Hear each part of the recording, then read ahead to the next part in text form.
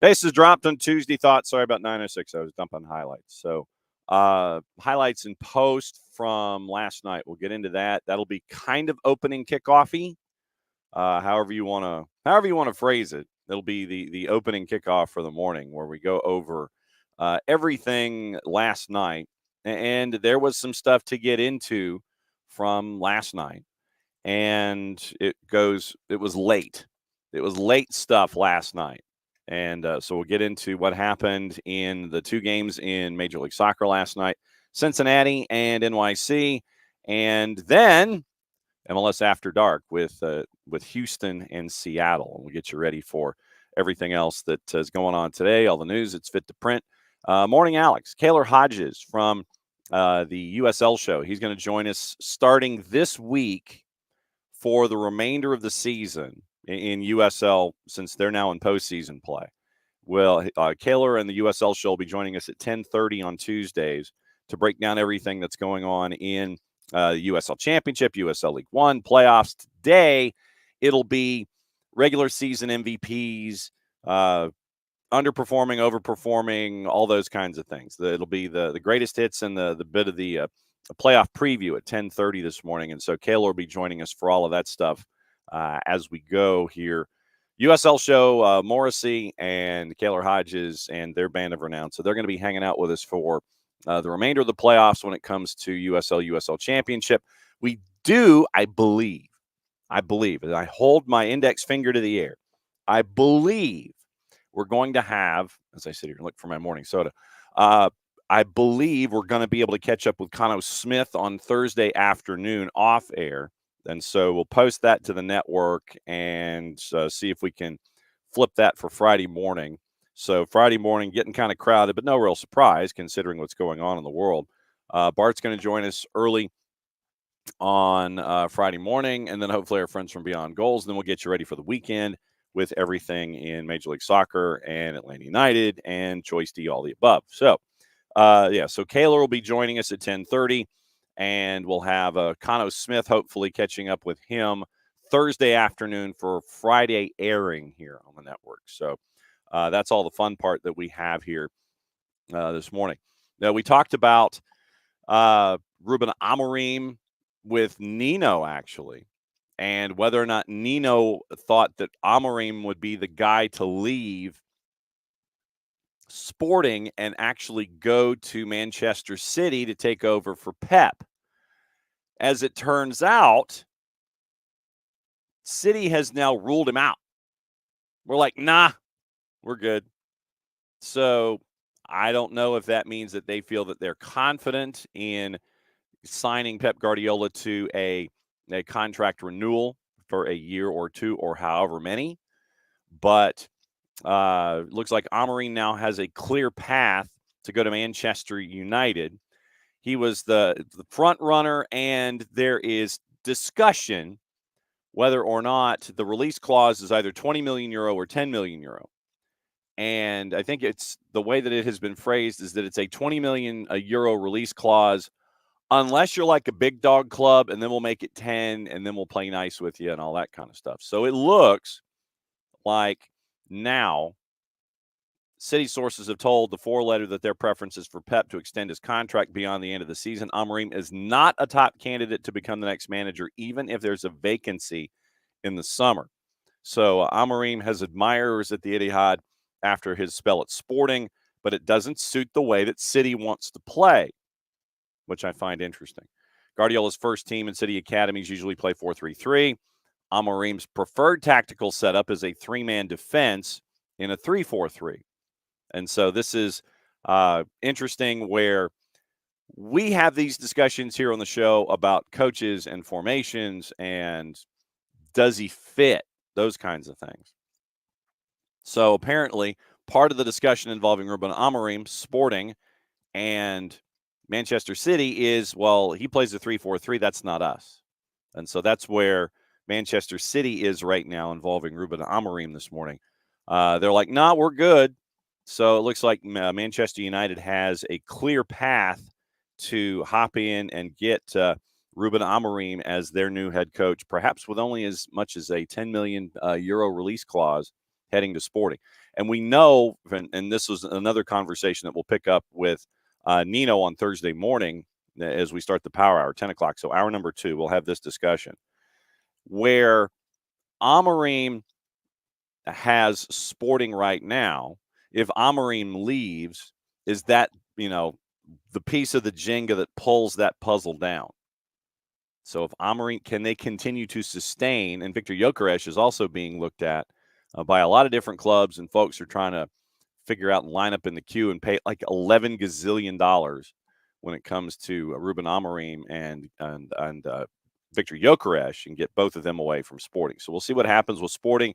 Sporting will be a big topic with Nino on Thursday, but it looks like Ruben Amorim has a clear path to go to Manchester United now and become the new head coach there. Release clause, they're saying it's 10. United also hold an interest in Thomas Frank, but the release clause in his Brentford contract is nearly double that of Amorim's, according to a source. Thomas Frank was asked about that yesterday in his press conference, gave the very diplomatic answer, but the financials may not work for Thomas Frank to go from Brentford to Manchester United. And the element for me with that would be, okay, so Thomas Frank, and we talk about Jenga with Amorim, Gyökeres, and Sporting, would that be just as bad, if not worse, for a team like Brentford if Thomas Frank ended up going, trying to find a coach that would fit what Thomas Frank does and the budgetary constraints that Brentford has, all that kind of stuff. So whoever gets the new head coach for Manchester United, what's the Jenga with the team that they leave behind? That to me is it's an interesting thought. Now that we carry that to the second level, how does Sporting respond if Amorim goes, and when Thomas Frank goes? I mean, I'm not saying it's going to happen like a day and a half from now or anything, but when Thomas Frank goes away from Brentford, how does Brentford respond in getting their new manager? That is the question that I have when it comes to those two guys, since they're right now front and center for the opportunity at Manchester United. So very, very interesting stuff. Ballon d'Or was yesterday, and Vinicius Jr.'s Real Madrid and Brazil teammates backed him after he lost to Rodri in the race to win the Ballon d'Or. We'll get into the Ballon d'Or numbers, and we can really get into who finished where and did what with all of this. Jude Bellingham was 3. Vinicius Jr. was 2. Rodri was 1. And so, of course, the players that backed Rodri, or the players that backed Vinicius Jr. are like, nah, we're not going. It's cool. Vinicius was the favorite, decided by journalists from the top 100 countries in the FIFA rankings. And this was like a 3.5-hour thing, man. I mean, yesterday, it was crazy. It's like it started middle of the afternoon, and you keep looking back for updates and it's still going on. Final presentation of the evening with Vini chants inside the Théâtre du Châtelet in Paris. Rodri won the prize. No delegation from Madrid, despite the club winning Club of the Year, Ancelotti winning Men's Coach of the Year, Mbappe sharing the Gerd Müller Trophy alongside England's and Bayern Munich's Harry Kane. Reacting on the 280-character app, Vinicius wrote, "I'll do it 10 times if I have to. They're not ready." Barcelona's playmaker, Aitana Bonmati, took the Women's Ballon d'Or. Emma Hayes won Coach of the Year, and she sent a message from her house for accepting the award. Led Chelsea to the WSL title, USA to gold in Paris. And so Rodri came up on crutches after the season-ending surgery that he had in September. Your award winners yesterday. Rodri won the Ballon d'Or. Bonmati won Women's Ballon d'Or. Lamine Yamal, the Copa Trophy, the Young Player of the Year. Ancelotti, Emma Hayes. Emi Martinez won the Yashin Trophy for Best Keeper. Men's Club of the Year was Real Madrid. Women's Club of the Year, Barcelona. Gerd Müller Trophy, Kane and Mbappe. None of that is a surprise. But it does lend itself to the question going forward now with the Ballon d'Or going to Rodri. Are we past the Messi CR39 era when it comes to the guy that's going to win it like 9 different times, 9 in a row, one of those kinds of things? Are we past that? Are we past that element of the game? We may be, where it might be just different dudes doing different things, and you end up with like specialists, and it's not just always going to be the scorer from now on that's going to get the win when it comes to the Ballon d'Or, which I find pretty interesting. None of the club's nominees for the top prizes for Real Madrid: Vinicius, Jude Bellingham, Carvajal, Mbappe, Rudiger, Valverde, Lunin, Goulet, and Ancelotti did not attend. None of them. We ain't going. Ain't going. So a club source told the four-letter the result was unfair and shameful, calling it a historic robbery. Well, when you're in these kinds of competitions, yes, you're going to sit there and back your guy. A historic robbery. It was a historic robbery, people. Madrid got a La Liga Champions League double last season, 24 goals in all comps, including the Champions League final. Football politics, according to Camavinga on the 280-character app. Quote, "My brother, you're the best player in the world, and no award can say otherwise. Militao, you're the best. No one can take that away from you. Chouameni, nothing will take away what you've achieved, my brother. We all know that they're not ready for what you're going to deliver." Richarlison, today all Brazilians who love football woke up expecting to see another player from our country winning an award for the best in the world after so long. Unfortunately, due to criteria that no one can understand, the award did not come. And don't get me wrong, Rodri's a great. See, now that's the second hand of. Don't get me wrong. That's the but. Richarlison went but it was longer than normal. And don't get me wrong, Rodri's a great player who deserves to be among the best.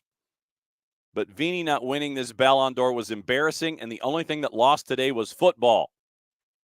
A Brazilian has not won the award since Kaká in 2007. Neymar finished third in 15 and 17. Marta apparently went off on Insta. "I waited a whole year to see Vinny Jr. deservedly be recognized as the current best player, and now you tell me that they're not going to not giving him the Ballon d'Or to him. What Ballon d'Or is that?" Don't get Marta mad. Legitimately, do not get Marta mad. Apparently, he was, according to The Athletic, shocked that he didn't win. But, of course, when you get stuff leaking out that you ain't winning, then everybody from top to bottom is like, not really interested in showing up now. And apparently Nike had made special boots for him. Nike had even gone as far as making special boots for the whole thing. Madrid's furious reaction. The winner would not be Danny Carvajal either at the club's offices. They argued that if Vinicius Jr. did not win and they looked to the European Championship, Carvajal would have to be ahead of the rest, including Jude Bellingham. As a result, no one from the club was present. No one at Real Madrid expected this outcome. Mario Cortegana with the blow-by-blow of the last 48 hours. Previously, there had been complete confidence in Madrid. Vinicius Jr. would win the trophy. Carlo Ancelotti said after the win over Borussia Dortmund. Sunday morning, Vinicius Jr. informed he would not win. Shock for him and all those around him, even though in the weeks leading up to it, they always maintained they did not know what would happen. They had prepared detail for the trip, 30 companions due to travel. Some of his guests had traveled from Brazil expressly for this purpose, and an after party was also planned for the event on Monday. Nike had prepared special boots to celebrate an eventual victory. In addition, they had organized an event in Madrid, which the footballer, people close to him, and influencers were due to attend. Nike has been contacted for comment. The Real Madrid board decided Sunday that there was not going to be any trip. All parties agreed it was the best approach after envisaging the images of disappointment in Paris. So basically, we're like, all right, so do we go sit there and do like they do at the Oscars, where you're nominated and you have like 19 people in the box? All these people are nominated, and then all of a sudden you sit there and you go, and the winner is so-and-so, and it's not you, and you have to sit there and you smile and you applaud because you're like in the 6 box and everything. They were like, do we do that or do we just not go? And they just decided they weren't going to go. In addition, lack of communication from France football, either with the club or with the player, had annoyed Madrid. Sunday evening, they're like, we're not traveling, despite the fact that a delegation of around 50 people was scheduled to do so. Vinicius Jr. was comforted, apparently, according to Cortegana, by the fact that the team was like, no, we're not going. None of us are going. As soon as the news reached his teammates, they sent him notes of encouragement. We mentioned the Camavinga comment. At one point, they thought that maybe the director of institutional relations would go, but then they were like, no, don't even do that. No one was there from Real Madrid to collect the awards that were there for Real Madrid. Real Madrid would be showing a film at the same time as the Ballon d'Or Gala on Real Madrid TV. That might have told folks something was going on. Real Madrid decided to go public shortly before 3 o'clock local time on Monday. Privately reported growing rumors were true. Vinicius Jr.'s agency would go ahead and do it. They would report. The award was decided on the basis of a vote by 100 journalists. So 100 journalists. And the thing is, I don't know what the list is. If we had a list of the Ballon d'Or dudes, it might be interesting to sit there and break it all down. And it's a points thing, 1 through 10, not quite like Formula One. 15, 12, 10, 8, 7, 5, 4, 3, 2, 1. 10 picks from a 30-player short list, and then you get player values. Paul Kennedy was the U.S. journalist who voted in 23, and Henry Winter took up the English vote. Vote is subjective. Sri Lankan journalist Hafiz Marikar voted Bonucci as the world's best player in 2017, Eden Hazard in 2018, Trent Alexander-Arnold 2019. And this was before the Ballon d'Or changed their rules in 2022 to vote only from the top 100 nations. Previously, votes came in from every FIFA-recognized nation. Sri Lanka are currently 200th. So that's how it happens, and the background as to what happened. What happened was, Vinicius Jr. and Real Madrid were told that it ain't you, and so they were like, okay, fine, we ain't coming. You didn't come. All right. That's opening kickoff, brought to us by our friends at Kickoff Coffee and kickoffcoffeeco.com. When you click on the QR code, what you do there is you start your day with Kickoff Coffee and kickoffcoffeeco.com. Don't forget to use the code SoccerDownHere15 when you check out. You get 15% off your purchase. They, in turn, take 10%, reinvest it in youth games, youth initiative stuff that they have earmarked as cool. Bottom line. It's cool. Kickoff Coffee and kickoffcoffeeco.com. Once again, remember, Kaylor Hodges in the USL show joining us at 10:30 to break down everything USL Championship, USL League One. Now that we're in the postseason, let me give you the rest of the week. Tomorrow is pretty normal. Tyler will join us at 9:15. We'll talk Atlanta United. We'll talk about everything in MLS. We'll talk Wall Pass Wednesday, things that pop up. See if we can track down Dylan Butler, the busiest man in the Northeast, at 10. See if we can track down Marion Crowder, the busiest woman in all of college soccer, at least in the SEC and the ACC and the Super League. So Marion Crowder hopefully can join us from the state of Mississippi at 10:30, and we can talk Super League, SEC, and ACC. 4 o'clock on Thursday, Power Hour at 10 and 10:30 with Nino and Nico. There is an announcement in Greenville on Wednesday afternoon. Whatever that announcement is involving Greenville Triumph, and they are inviting folks to the suburb of Malden. So whatever that is, we'll keep an eye on it, and we'll see if we can have some Greenville Triumph folks to talk about the announcement in hour number 1 on Thursday. And then Friday, as we mentioned yesterday, for those of you who are listening to the show and watching the show on a regular basis, Bart's going to come back and talk about the friendly from Wednesday and talk about the 3 matches in the window on Friday morning at 9:05, and then hopefully our friends from Beyond Goals can catch us up at 9:30, and we can whip around starts at 10. So that's the week as we have it right now. Plenty of stuff going on in Major League Soccer when it comes to the playoffs. Last night, it was 2 games, and it was a win for FC Cincinnati, getting the one goal on the board. Last time I checked, that's all you need, just to win by 1. Yamil Assad gets the goal in the 51st minute, lurking inside the 6 on a great pass. So Yamil Assad with the slam dunk in the 51st minute. And that's all that they would need. So Cincinnati would advance 1-0. And then you had MLS After Dark. MLS After Dark was a bit of an adventure. Seattle and Houston would eventually go to PKs. And obviously that means that after 90 minutes, which legitimately was 103, with stoppages and analysis and all the things, 103 minutes, goalless draw. And we'll kind of walk backwards through it a little bit. But you had a couple of moments that we needed to talk about. And one involves the Coco Carrasquilla red card in the 66th minute. So here is that play from our friends at Apple TV and the fallout of it. You're going to hear Tyler Terrence, Kendra D. St. Aubin breaking everything down. But here is the play as it was reviewed, not in live time, but this is the edited highlight version. Once again, this is why I was 9:06 this morning.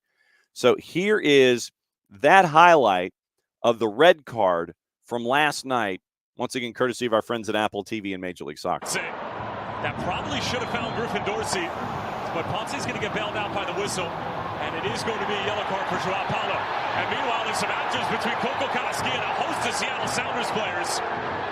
And there's a lot to sort out here. If you're Ted Uncle, he's already reaching for a card. And this happened well away from the action. It was Carrasquilla and Reagan who were engaged in the initial scuffle. And then Carrasquilla was taking no prisoners. It didn't matter who was stepping to. After review, there is an act of violent conduct by number 20 on Houston. Result is red card. And just like that, one of the most important pieces to the Houston puzzle. So there you go. Coco Carrasquilla is out in the 66th minute. What we see is, and this is from the replay that you get to watch on Apple. Apple did not have the apparent Carrasquilla incident live. And I have always been the one that has thought that, okay, Apple has the angles that VAR is going to watch. So if you're watching the match last night, I'm hoping that for the sake of that review, VAR had a better look at activity than we did, those of us who were just watching as normal people. Because what you see in the replay is activity in the middle of the screen that does not involve Coco Carrasquilla. The Carrasquilla incident happens basically with heads cut off and activity at the top of the screen where you really can't see the whole thing. So we see that. Those who are watching the match see that. We don't have what's privy and all the other angles, and at least we weren't shown the other angles of what happened in that particular incident that would eventually lead to the Coco Carrasquilla red card and Houston having to play down to 10 for the final, what would end up being like 37 minutes. Ted Unkel, just to remind you, Ted Unkel was the man in the middle last night. Corey Rockwell, Ryan Graves, your ARs. John Freeman, your fourth. Soren Stoichka was your VAR. Jonathan Johnson was your AVAR. So Unkel is giving cards. He's got stuff going on around him. And so the incident that we see on Apple, he's giving cards, card. And then the incident that's going on behind, there's some jostling that's in the aftermath and everything. And so Unkel gives a yellow in that mass that involves Karaskia and Jackson Reagan that we don't see on the TV side, the viewing side. So then he gets buzzed by Soren Stoichka, and he's encouraged to go to the monitor. You eventually end up with the card going to Karaskia being a red, and that means that he is not going to be available, at the very least, for the next match back at Hell in a Shell, where Houston Dynamo can try to come back in and even up the series to go back to Lumen Field. So you end up with yellows for João Paulo, who was at the beginning of the incident that we see on television. Jackson Reagan and Coco Karaskia, who are having the to-do out of frame as we're watching. And then it goes to the monitor. Soren Stoichka tells Ted Unkel, go to the monitor. And you end up with Karaskia end up getting a red. Ache had a yellow from 5 minutes previous. Danny Leyva would end up with a yellow. Paul Rothrock on a nasty challenge would only get a yellow in the 83rd. And Houston, we'll talk about Steve Clark and the PKs in a sec. But that game got nasty in the second half. It got touchy, it got nasty, it got pushy-shovey, and then you go back and you look at the Rothrock challenge in the 83rd. That was nasty. I mean, that was, as Rothrock is sliding in, his cleats are square, and it's not quite flush, full contact from what I can remember, but it's close. But Rothrock is going in. That was a nasty challenge. I think it was on Griffin Dorsey, if memory serves. So here is, after the match, Ben Olsen discussing this incident. After the match, Ben Olsen had his press conference, his post-match presser. His Q&A went from introduction to out before they brought in Artur. It was 9 minutes and 18 seconds. And Ben Olsen, traditionally, you'll have a media relations guy. Derek, yeah, he did win a prize. Traditionally, you'll have a media relations director. They will sit there and say, okay, coach, opening statement, and then people can ask questions. Ben Olsen wasn't having any of it.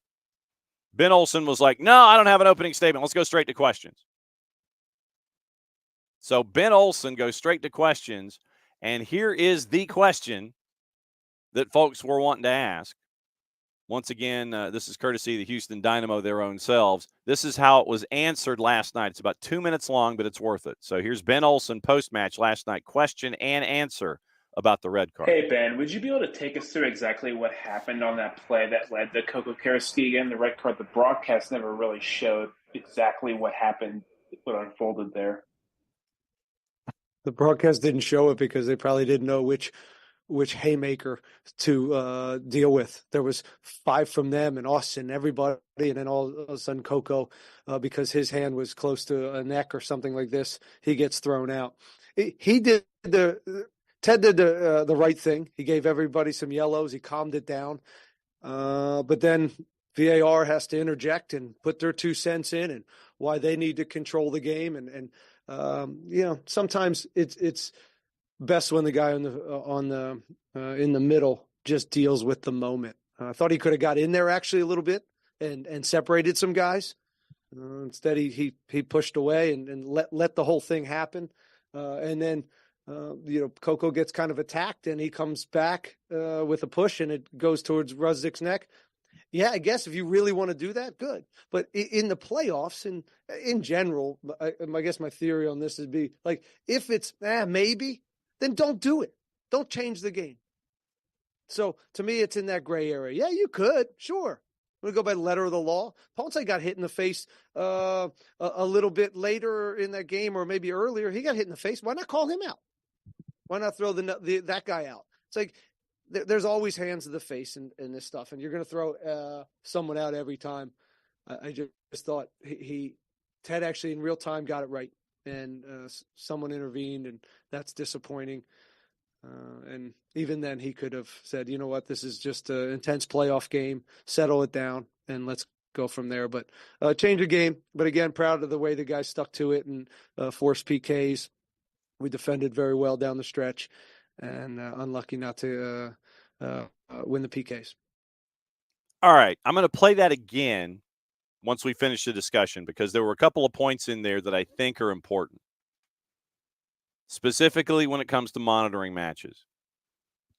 But this was not the only moment in this match. Houston's playing with 10. They get to 90 minutes.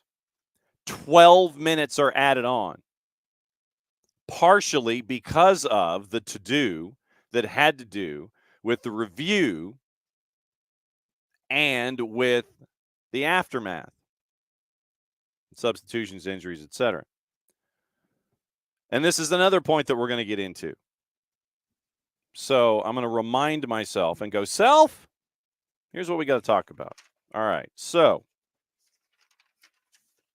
we're going to end up replaying the Olsen soundbite and then get into the whole 12-minute thing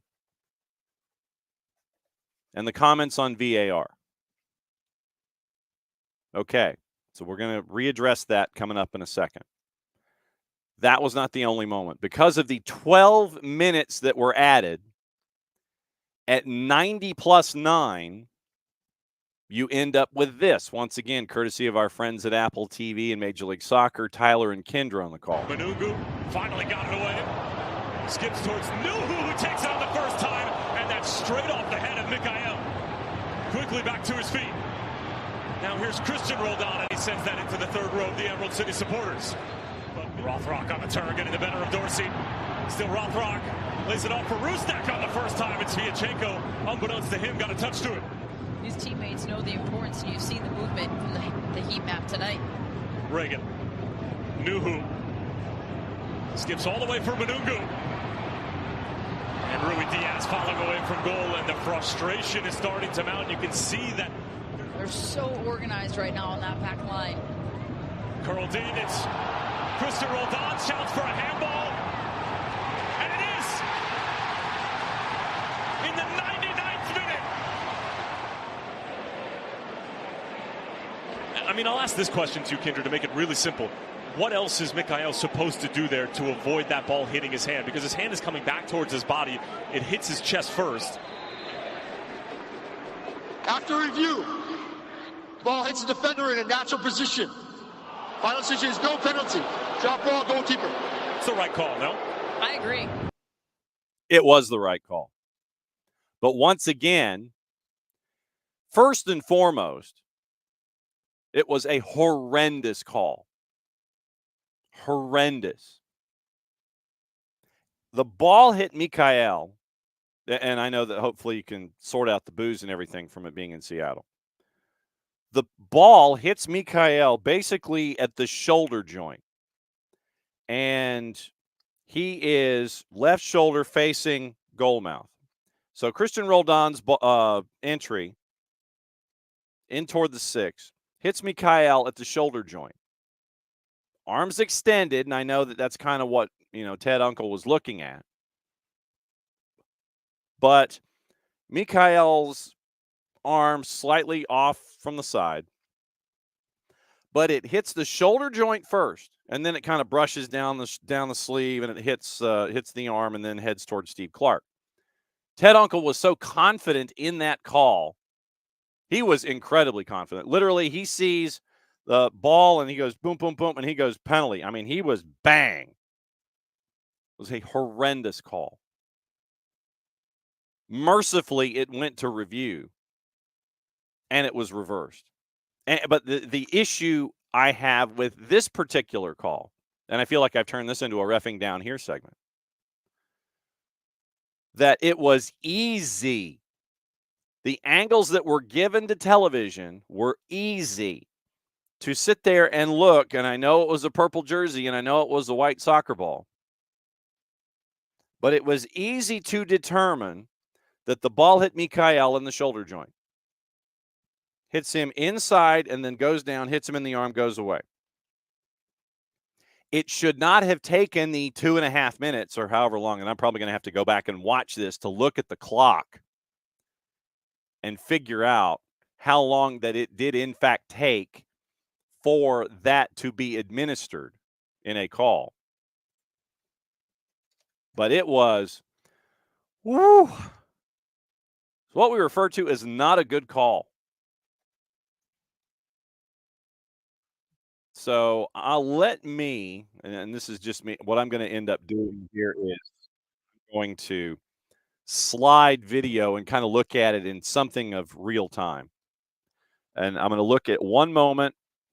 All right, so the coming to do, that took a good, so it was a 5-minute review, first and foremost, for the Kataskia red. That's part of why I'm going to bring this back when we talk about it again for a second time. So 90 plus 9 is when all of this fun stuff starts to happen. Shot at 98-40. Ted Uncle is confident that it was a handball at 98-40. And I'm going to do some math. At 101:11, they are still trying to analyze the damn thing. And at 102:30,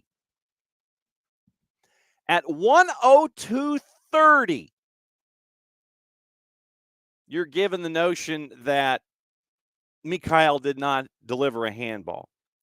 Last time I checked, that is a 3-minute and 50-second review. 3 minutes and 50 seconds. What are you doing for 3 minutes and 50 seconds? We, those of us who were watching the match, as early as a minute and 10 seconds before, Ted Uncle gets word and is looking at the monitor and gets to back away and hit the hot mic. At 101:10, you're seeing the angle from the on-high slash, the camera that's not quite at the 50, but could be at the 30. Not quite square, but off to the edges. You're seeing plain as day. Hits Mikhail in the shoulder joint, hits him in the arm, goes away. Hits him in the shoulder joint first, bounce, goes away. What were they doing for the extra minute 10? What are you looking for? 98:40, the moment happens. 102:30, it's resolved. 3 minutes and 50 seconds for something that should have taken at the very latest 2 minutes and 40. What are you doing in that time frame? We talk about this with the English game, the Prem. We'll go ahead and say it. Hopefully they don't, ding us or anything for using their words. We talk about this with the PGMOL a lot. As they're implementing VAR, we talk about it so much, sadly, that it's taking too long to administer calls. I think this year, what did we say the stat was, going from like 75 seconds to 25 when it comes to any kind of analysis?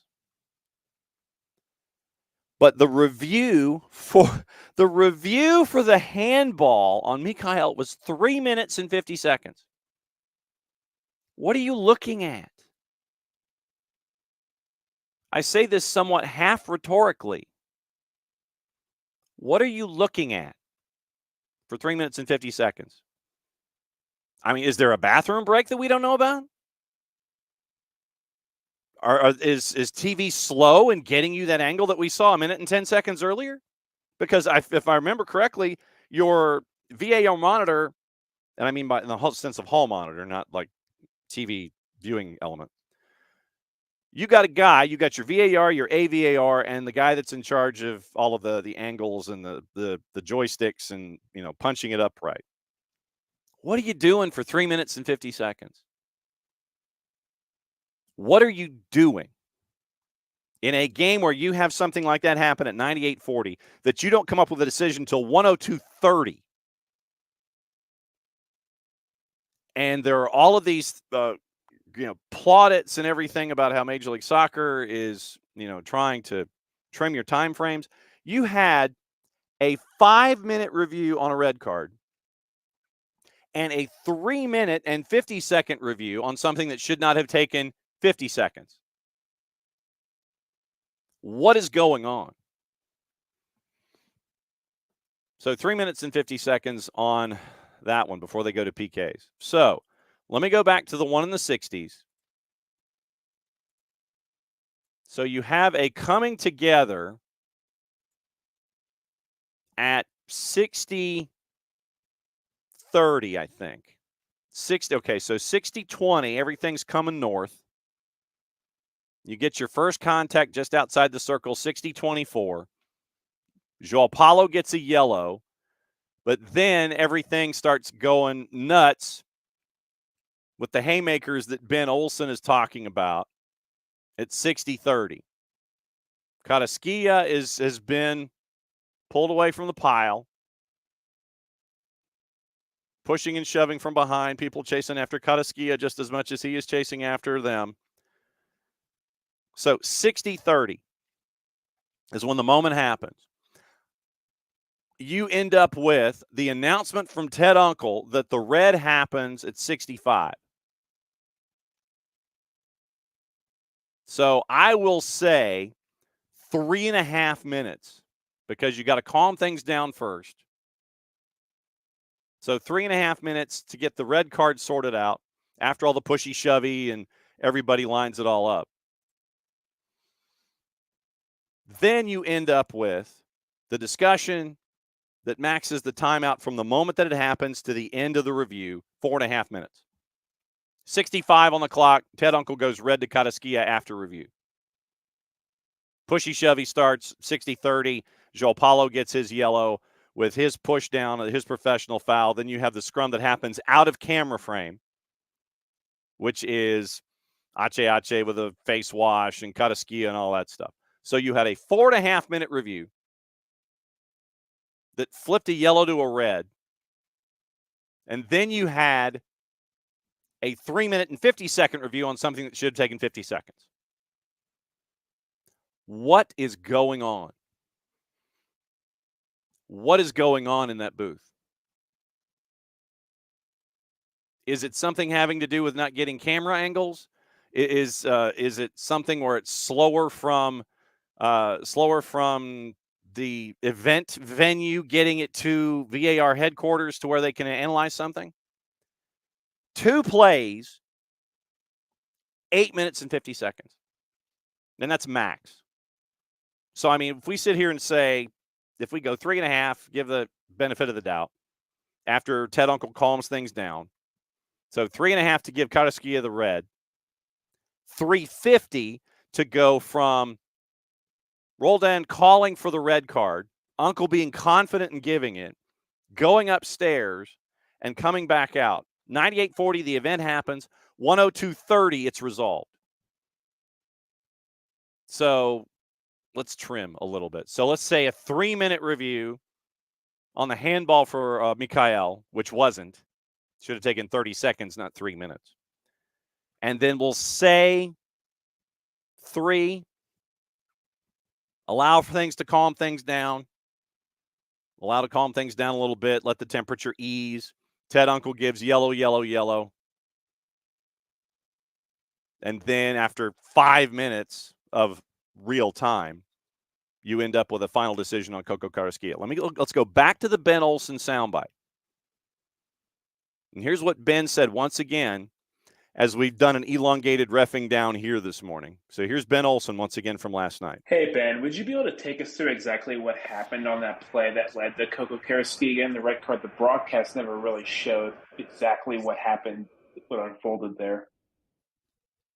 The broadcast didn't show it because they probably didn't know which haymaker to deal with. There was 5 from them and Austin, everybody, and then all of a sudden Coco, because his hand was close to a neck or something like this, he gets thrown out. He did Ted did the right thing. He gave everybody some yellows. He calmed it down.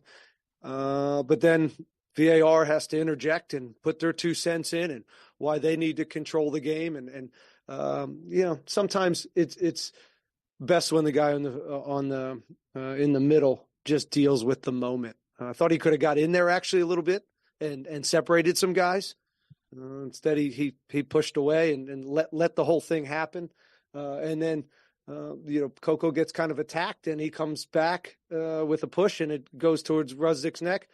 Yeah, I guess if you really want to do that, good. But in the playoffs and in general, I guess my theory on this would be like, if it's maybe, then don't do it. Don't change the game. If it's maybe, don't do it. Don't change the game. And when we come back to more of these, I'm sure that they will happen.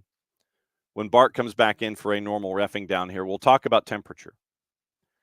And the common thought is, in the instance that led to the Karaskia red, Ted Uncle, after he let everything calm down, players got sorted, everything was heated, he goes, yellow, yellow, yellow. Okay, you, and you.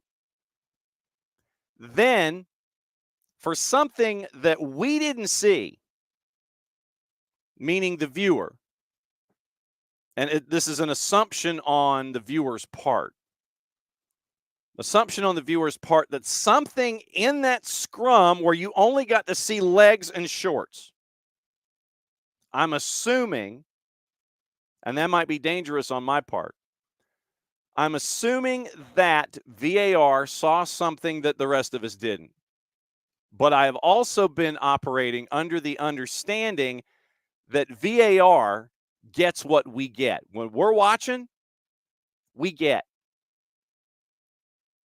And there was nothing on the TV broadcast that lent itself to another angle that gave any kind of evidence from the waist up of what was going on initially, where Coco Karaskia is getting in the to-do and all of that.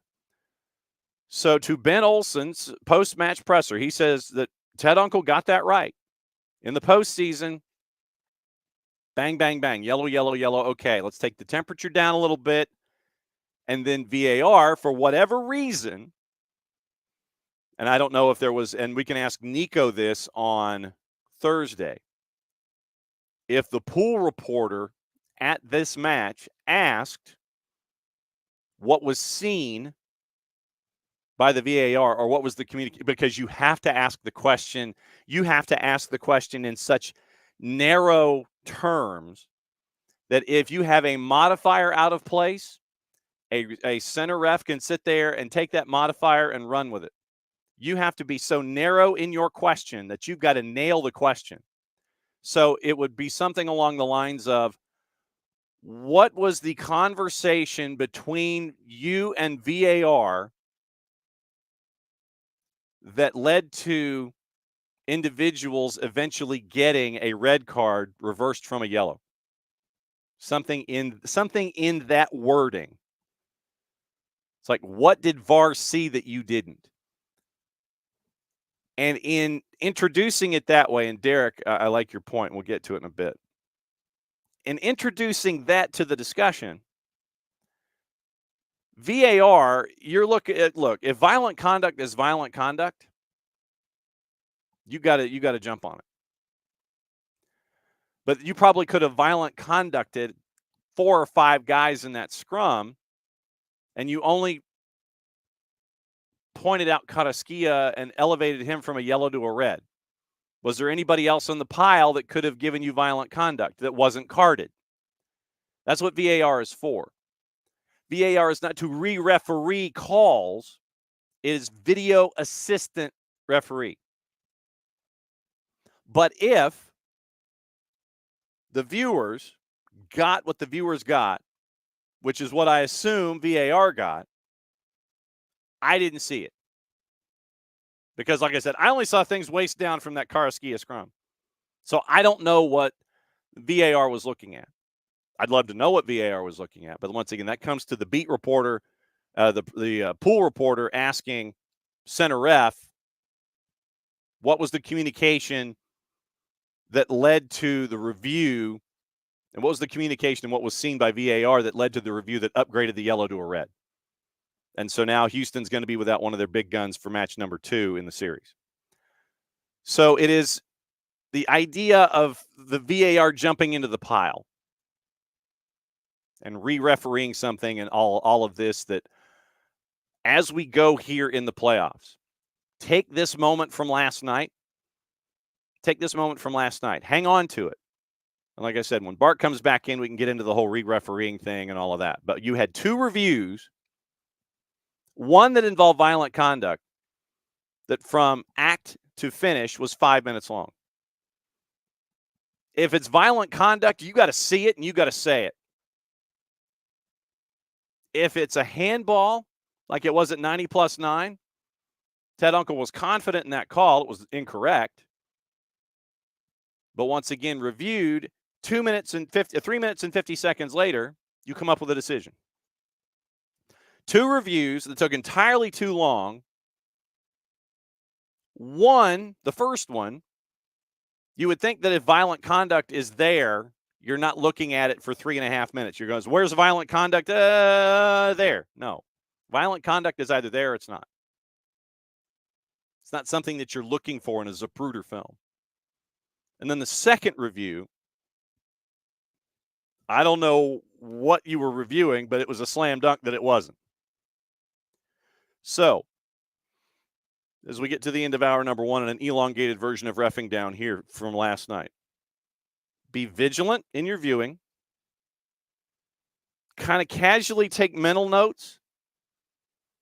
But what you cannot have is 2 reviews that take almost 9 minutes to upgrade something in violent conduct and wipe something off the board that should have been immediate. It's disappointing, and Ben Olsen's 100% correct. Let the individual on the field who is center ref take care of business. Ben Olsen admitted on the red card, Ted Unkel got it right.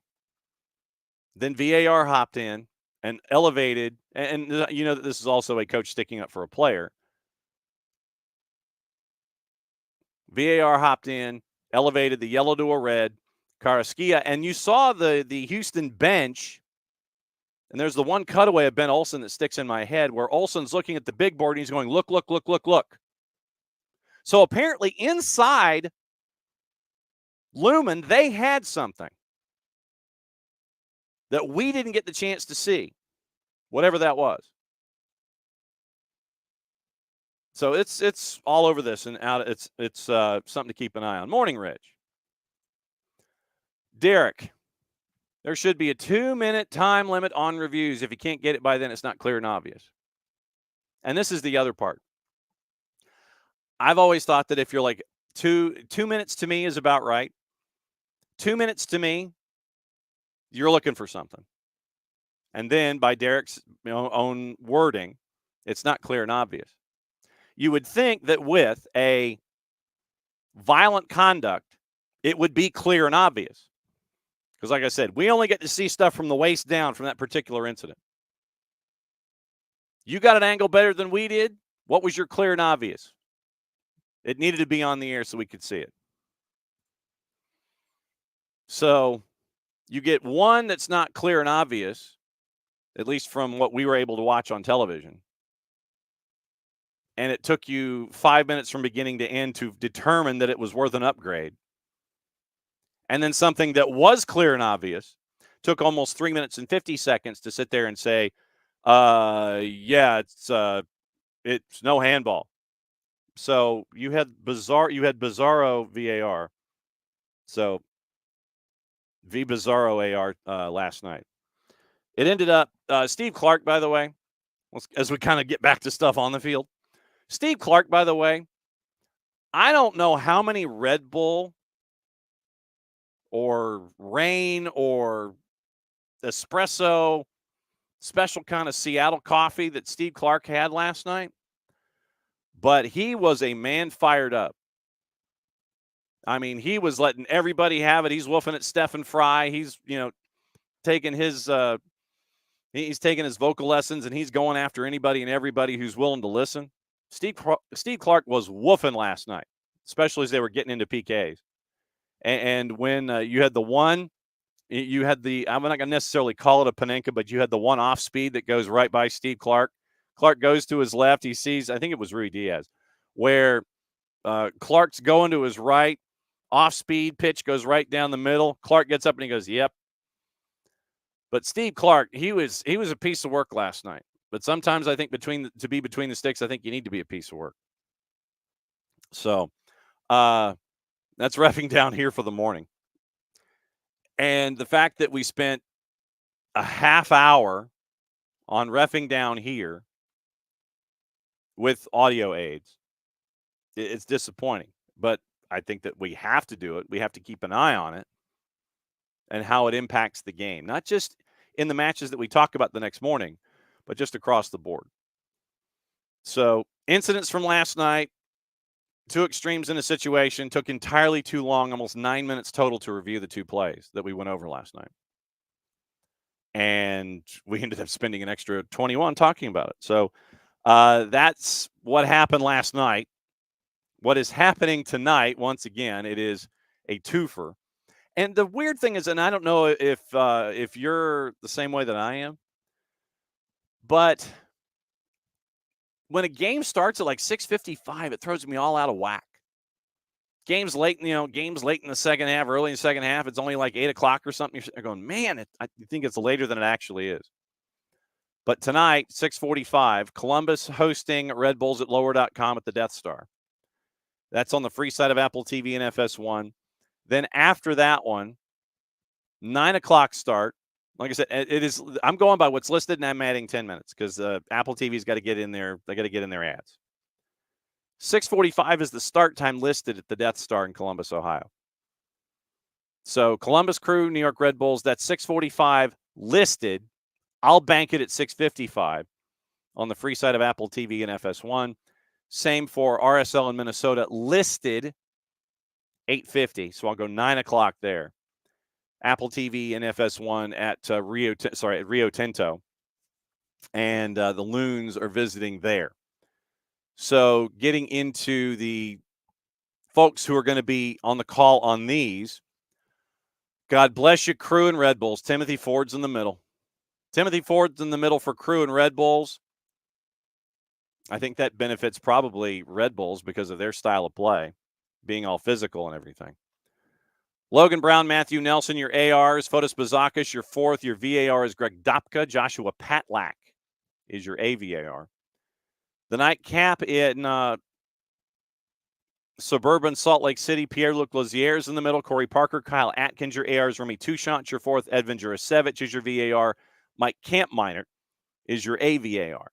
So that's your rundown of your folks that will be having whistles and flags tonight and light boards.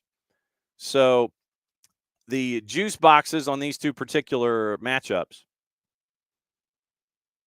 Crew are a minus 139 hosting Red Bulls at a plus 320 for the draw, plus 329 for the win.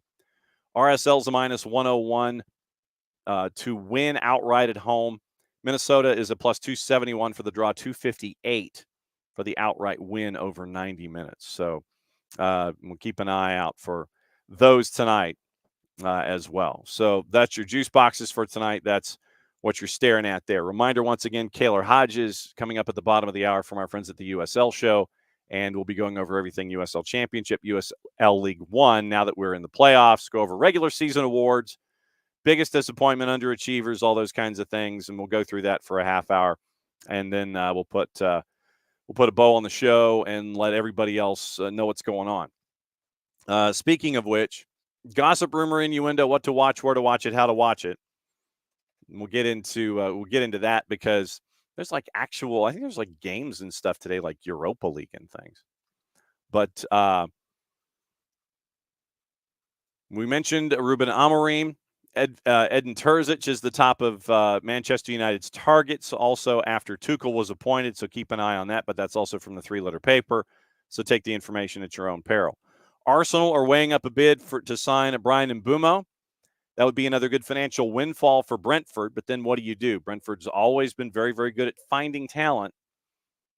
You lose Tony, you get the paperwork in. You lose Mbeumo, you get the paperwork in. How do you flip it? That's the big question.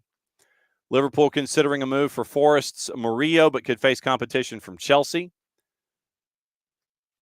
The Manchester United, apparently, according to our friends from Sky, have a short list of about 5 managers that they think can replace Ten Hag. We've talked about 2 of them this morning with Ruben Amorim, the league leader in the clubhouse.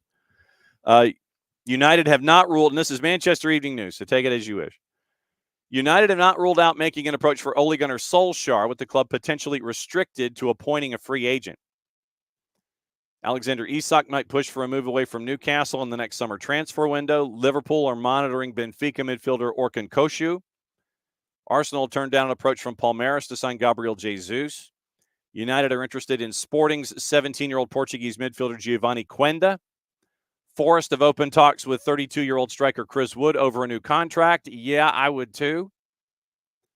And Guinea-Bissau striker Beto is considering leaving Everton in search of regular first-team football. So that's your gossip, rumor, and innuendo for the morning.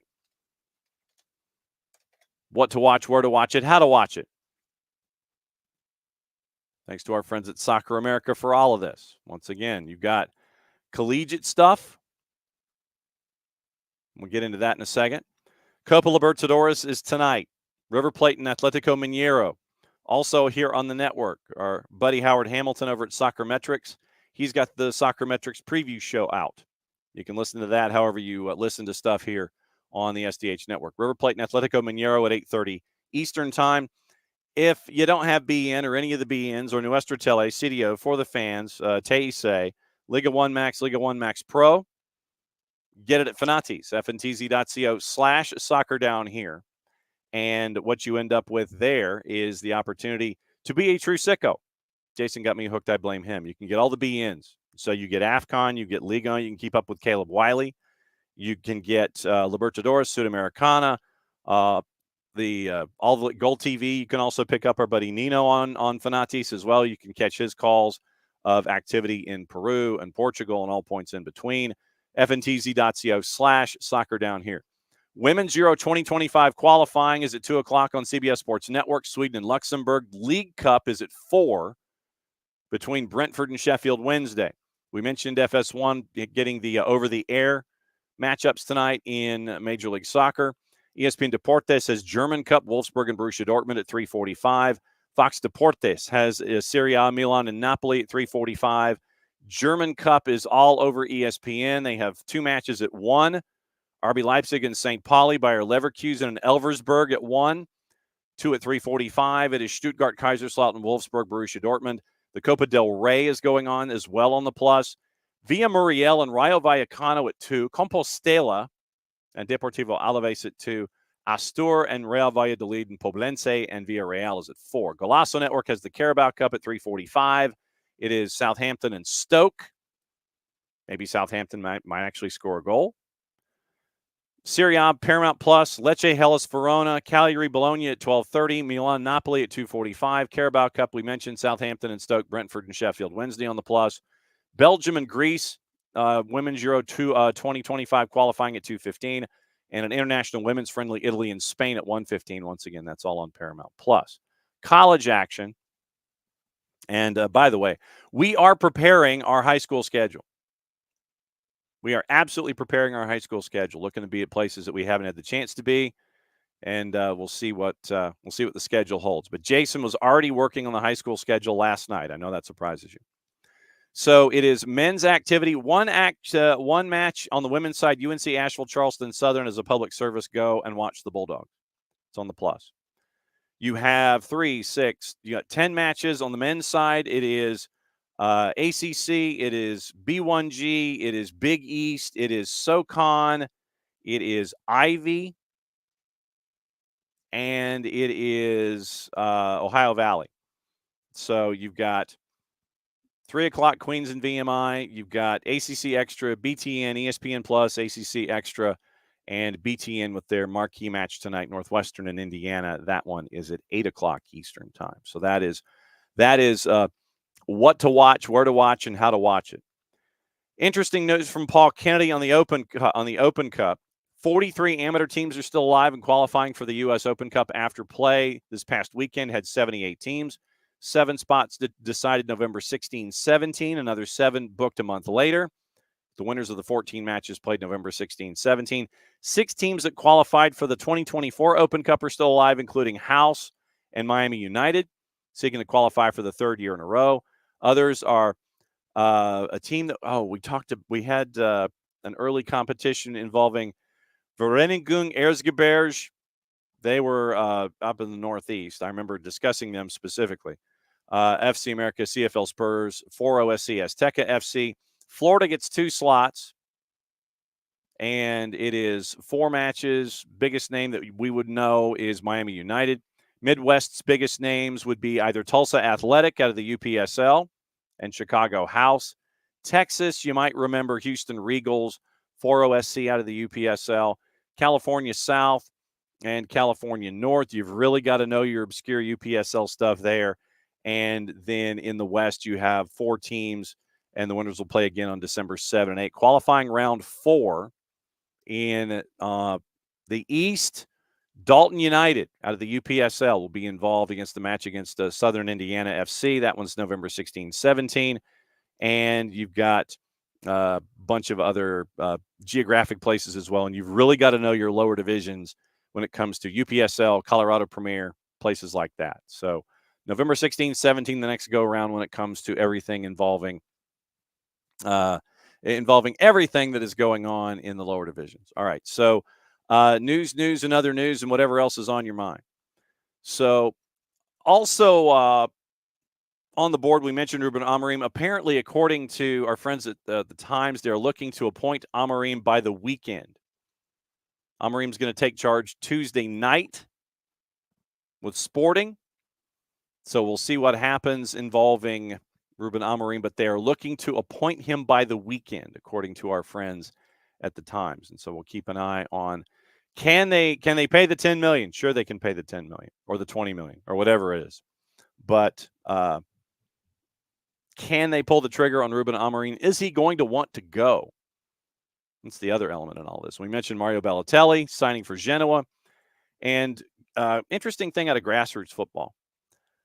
And this is overseas, and we'll keep an eye on this and see if it can apply and if it would work here on this side of the Atlantic. The FA, according to Will Unwin at The Guardian, is launching a 4-year plan to transform the landscape of grassroots football. The strategy is trying to get 220,000 more people playing, as they want to install over 300 new artificial pitches.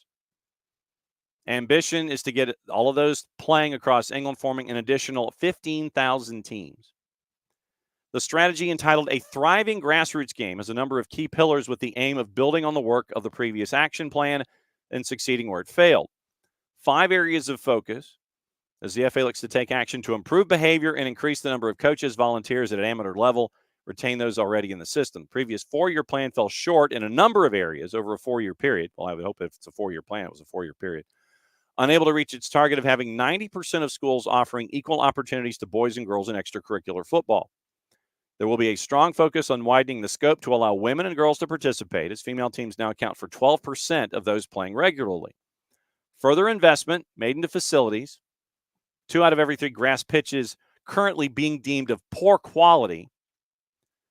There is a need for a further 2,000 artificial 3G pitches to be laid to help cope with the demand, as 96% of local authorities have an insufficient number available for people to play.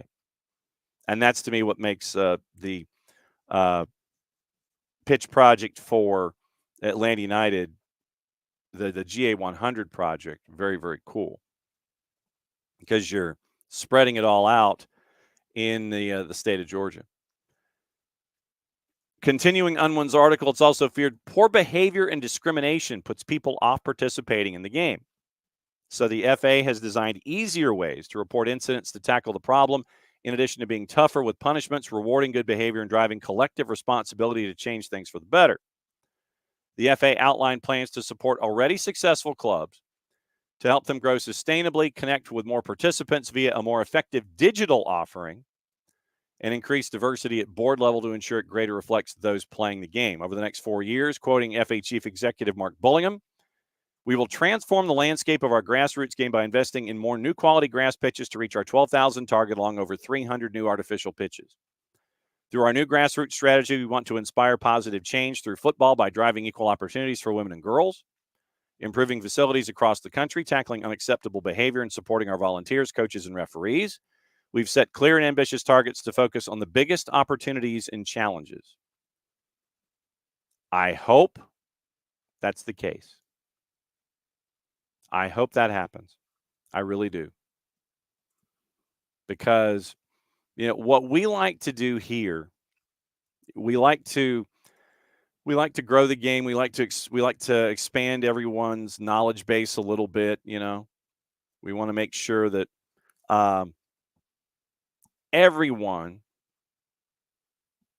can see what's going on, find out about what's going on, and maybe even have the opportunity to partake in what's going on, whether it's as a player or a ref or even a fan. That's why we always want to sit there and say, hey, look at this, go here. What I always do with the tagline for the shows that we do here on the network, I always sit there and say, if you can't make it, then find a way to be involved. Go to a game that you've never been to. Go to a place you've never been. Show support in a place you've never been. Those kinds of things. Go see a high school game, even if it's not your local high school. Go see a game in a small league, in a small division, someplace to help grow the game. Share the stories of what you saw when you were there. Those kinds of things. And so the idea of being able to present any and all aspects of the game, and you get to see something like this with the GA 100 project with Atlanta United. You get to see something like this with what the FA wants to do. I'm looking forward to it. I want the game to grow and to be able to have opportunities like this to make sure that the game does grow. I hope the FA can pull it off. I really do. I really hope the FA can pull it off, because I know that they're disappointed with what they were not able to do in their 4-year plan. So we'll see what they can do with this go-around. Teams are starting to take their looks at their rosters when it comes to the teams that are no longer in the playoffs, because you'll start to see all of the trickling out of the news with rosters and such. Toronto and Nashville have done that. With Toronto, there really aren't a whole lot of surprises. So contract options and we'll start with Nashville. So the club brings back all 3 DPs, Mukhtar Surridge and Walker Zimmerman. Jacob Schaffelberg is staying. Contract options were exercised on Julian Gaines and Lucas McNaughton. Declined Forster Ajago, Todd Bryan Anunga, Anibal Godoy, Ben Martino, Amar Sejdic, Joey Skinner. So you look at that list, Anibal Godoy can be an occasional headache for the opposition. Todd Bryan Anunga wants to come in and knock you over and be very, very physical. So if you're looking for a physical midfielder that will not necessarily give you a whole lot of goals and assists, but he's in there to knock people down, knock people over, pull them over, and try to create fouling situations, and that would be Todd Bryan Anunga. And Amar Sejdic. We know what Amar Sejdic can bring to the table, one of the most intelligent footballers out there. Really didn't get a whole lot of minutes in Nashville this past year. So he had his contract option declined, and Josh Bauer, Brent Coleman, and Drew Yearwood, interesting, out of contract. And it looks like that with Josh Bauer, they are in active discussions about bringing Bauer back at center back. So central midfielders, Godoy, Yearwood, Todd Ryan, Anunga, not there. So B.J. Callahan looking to put his stamp on everything with this announcement that they had for the roster for Nashville. Little turnover in Toronto, but once again, that's right now. There are reports, and that's all there are. There's no news to back it up that Bernardeschi and Insigne want to go home. It's been reported. Take the information at your own peril. But no real changes right now in Toronto. John Herdman, he'll have some decisions to make, but it won't be a whole lot of decisions, considering that a whole lot of folks are coming back. Options exercised on Alonzo Coelho, Kobe Franklin, Luka Gavrin, DeAndre Kerr, Kevin Long, Tyree Spicer, Kosi Thompson. A lot of the players outside the starting 11, your depth pieces. Options declined on Ami Mabika, Shane O'Neill, Greg Ranjitsingh, and Brandon Cervania. Prince Owusu and Luke Singh are being looked at as, we might kick the tires on you, so let's keep talking. All of the big names, they're still there. All of the money that has been invested by Maple Leaf Sports and Entertainment on the big guns, still being invested on the big guns. Wouldn't surprise me if somebody like Greg Ranjitsingh found a gig in USL Championship someplace with one of the independent clubs. DC United, 17 players on the roster. Declined contract options for Alex Bono and Tyler Miller. So they have no goalies, no keepers at all. No goalies. Defense, obviously, you know that Troy Lassine's going to be looking at defense, considering they gave up 70 goals last season, third most in Major League Soccer. Bringing back Benteke, obviously, Mateus Klick, Matty Peltola, they're coming back. No surprises there. Contract option exercised on Aaron Herrera and Garrison Tubbs. So here's all the folks that were declined by DC United. Bono, keeper Nathan Crockford, Christian Dahomey, Jeremy Garay, Christopher McVeigh, Tyler Miller, Martin Rodriguez, Hayden Sargis, and Luis Zamudio. So you had 4 keepers who had their options declined in DC. Christopher McVeigh, we know what he's been able to do. We saw him at Inter Miami, and then he was in DC this past season. Dahomey has been a contributor every once in a while. Out of contract, Russell Canals and Pedro Santos. So Greg Berhalter took over in Chicago. How many new players do they sign, considering that not so big Shaq left in mid-August? Johnny Dean got his contract option exercised. Good pickup there. Jeff Gall, the keeper, backup keeper, got his contract exercised. Sihos, Herbers, Lassiter, Spencer Ritchie out of contract. Alan Aragoni, loan expired. Javier Casas, Wyatt Omsberg, who we got to see with both Fire 2 and with the parent club. And Javier Casas, who we got to see doing the same. He's out the door. 27 players on guaranteed deals in St. Louis. Chris Durkin, Jose Kojima, Ben Lunt, Jay Reed, Akil Watts, Mike Winsel, and Indiana Vasilev. They all got their contracts exercised. Good to see Indiana Vasilev continue to get his contract exercised. Contract option declined on John Klein. Jake Nerwinski is in an ongoing discussion. And Fourcard, good morning. Speaking of Russell Canals, morning, Harry, by the way. Did DC ever get punished for player roster swaps before kickoff in 2020? To be honest, I can't think of any announcement where they were. I cannot remember anything public. After DC United went swapsies with Russell Canals being involved back in 2020. I can think of no punishment public on a swapsy that we saw from DC. Never saw anything. Did anything happen behind the scenes and behind closed doors? Don't know. Could not tell you. Nothing was made public, let's put it that way. At least to my knowledge, nothing was made public. So maybe they just got a finger wag of doom. Don't do that again.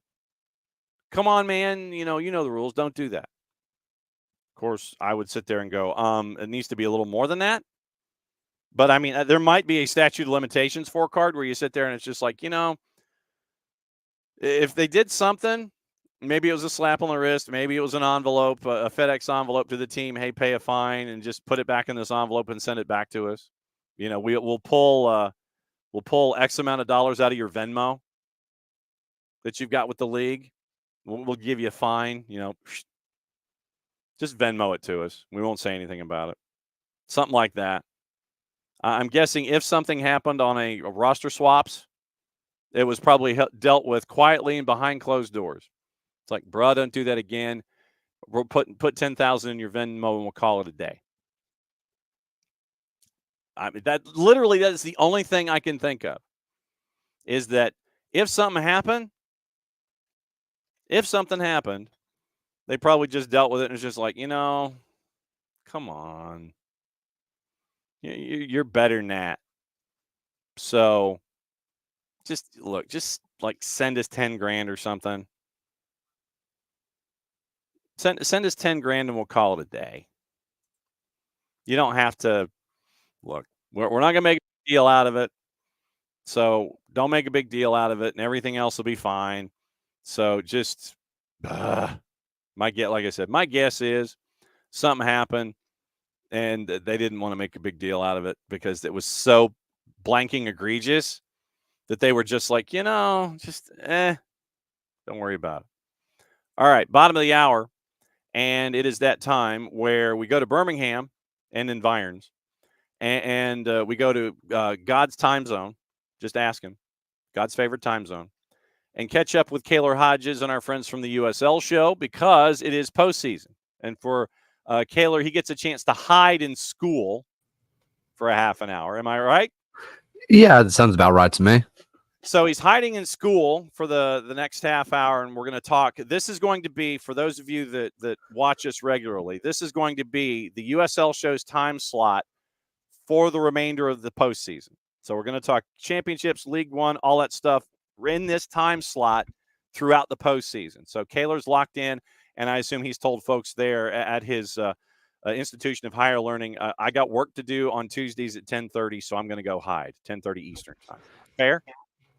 I told him I had a online meeting, so I'm going to be honest. Well, it is an online meeting. You are true. It is true. It is an online meeting. Yeah. It's been entirely too long since we've seen you. And by the way, I got my delivery. I got my delivery right here. It is the USL show scarf. Yes. It's right there. So I have my delivery, and it is hanging appropriately here in the office. Beautiful. From 30,000 feet, mm-hmm. look at the USL before we get into like individual players and teams and things like that. When you look at the 2024 season in Championship and League One, what are some of your overarching takeaways from USL Championship and League One this year? It's the most competitive league table I have ever seen out of the Championship or League One. I mean, it is unbelievable how competitive it is. And I think that's reflective in this playoff bracket where across League One and the Championship, there's only one matchup out of both leagues that I feel like the home team is not on upset alert. And I think that's massive because it just shows how competitive things have gotten. And I think the quality of the league has only gone up and up. And the teams that are ambitious, who are willing to splash the cash and really go for it, they're being rewarded this year. And that's always great if you're, the league front office that wants to continue to see growth. But then you end up with a situation like we have with not a Miami FC, but the Miami FC. What the hell is going on down there? Ricardo Silva realized he was spending a lot of money to make the playoffs. So this year he decides to spend a little bit of money and miss the playoffs. I Oh, kind of hate to say it, but that's sort of what happened. They were spending a lot of money. They mhm. had one of the richest payrolls in the USL for 3, 4 years, and they got nothing out of it. And so he has been slowly relinquishing some control recently. There's a reason why Mr. Worldwide has taken over the namesake of FIU with Pitbull Stadium. And And there's new, Southgate Kia Field in Pitbull Stadium. yep.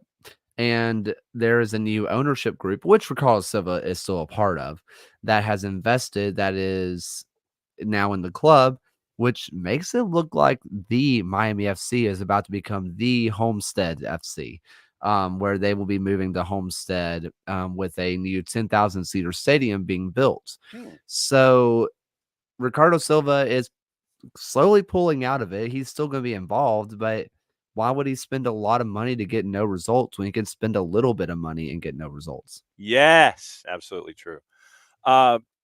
Looking at, I guess this is where we open up the yearbook in the USL Championship and do MVPs and senior superlatives and things like that.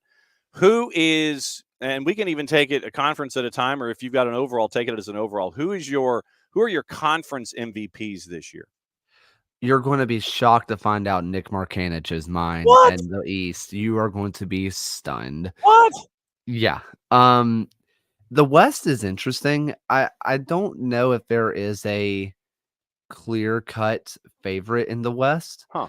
I find the West just purely fascinating. Mhm. I think, and part of the reason is that I don't consider Memphis to be in the West. They're still on the east side of the Mississippi. That's True. fake to me. That's true.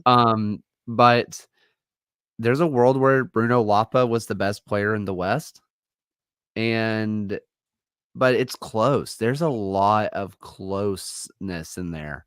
Um, I think that I try to give much love to goalkeepers as possible. I think there is not enough MVP love for goalkeepers. And one of y'all's former guys, Rocco Rios Novo, Yeah, had man. another quiet, fantastic season despite Phoenix being rough this year. Well, But that's also Alex Tambakis, if you want to talk old school. Alex Tambakis, he made me eat crow this year. Last year, I was calling for him to be benched because he was so bad. This year, he's had a renaissance season, and he's been awesome. I think the West is a little bit more wide open than the East. I think the East, well, when you have someone who scored 28 goals, I think that one's kind of a slam dunk. Yeah, I'm thinking. And so when you look at, can you compare what Nick did to anything that you have seen in any other level of dominance or just relative ass kicking when it came to scoring goals? I mean, it could be college, could be pro, could be. I don't. What would you compare Nick's season to? Man, it's hard. It's really hard because the way that he did it versus Haji Berry, Mhm. right? Yeah. They did it in different ways. Haji Berry had this knack for the spectacular where he would line one up from 25 and put it postage stamp. And so you always heard about it, but Markanich just makes every shot look like a tap in. And it looks so flawless that it's really hard for me to say that there's been a player in the US that has made it look so easy. The closest one, and again, I'm gonna go to your home base, that magical season from Joseph Martinez. Mm-hmm. That's the closest thing I can remember in the US in some time. Okay. Uh, biggest surprise. And once again, you can take it as conference at a time or as an overall. Who was the biggest surprise on the good side in 2024? And the good side, honestly, I was very surprised at just New Mexico. Okay. Right. New Mexico and Colorado Springs are my tied for the two biggest surprises for me. Spoiler, and I don't know if Nicholas Murray wants me to do this. I'm going to leak my voting ballot. Okay. James Chambers was my coach of the year. Um, I James Chambers, I thought easily Colorado Springs was the worst team in the West coming into the season. They had a couple of good players, but they looked horrific on paper. They're the second best team in the West. I didn't have New Mexico too much better than them. I thought they were going to be 7 or 8 seed in the West. They're number 1. Those two were big surprises for me, and in the best way possible. I'm so excited to see how they have transformed their seasons. Where would you put Danny Dichio's performance at Detroit City? 3. Okay. There's a Danny Cruz argument, and I get it. Yeah. But when you look at names on paper and what these coaches have done to transform those names into who are those guys to those are the guys in the league, I think what they have done transformation-wise is more impressive than what Danny Cruz has done in Louisville, not to take anything away from him, though. What happened in Pittsburgh with the turnaround with Bob Lilly? Because Bob Lilly, you answered your own question. I was going to say, did he just keep yelling at people long enough and it got flipped? Honestly, their defense was stunning all year long. Shocker, I know. Yeah. Edward Kizza started scoring. That's literally it. Edward Kizza decided, I'm going to be the next great Lily Ball striker, and I'm just going to start finishing my chances. That was it. Because before it's a 1-0 loss, a 0-0 draw. The amount of 0-0 draws I saw out of Pittsburgh this year was ridiculous. All they needed was 1 goal. And Edward Kizza gave them 1 goal a game, and that's all it took for them to get into that playoff spot. That's really all it was. Then you had the Draw Kings up at Bern with Rhode Island FC and Conno Smith. Yep. 12, 7, and 15. When you look at that 15 out of 34, that is a stunning number. But you started with all of those draws, and then those draws, as you grew into the season, turned into wins, and then eventually you turned back to the Draw Kings as you're getting toward the end of the regular season. But this was a team that I think evolved as the season went along. Yeah, the Draw Kings, I think from the very beginning, you were afraid of Rhode Island because they didn't lose. Mm-hmm. Right? Like, you kind of went to Rhode Island, you said, we're probably not going to win, but we're probably not going to lose.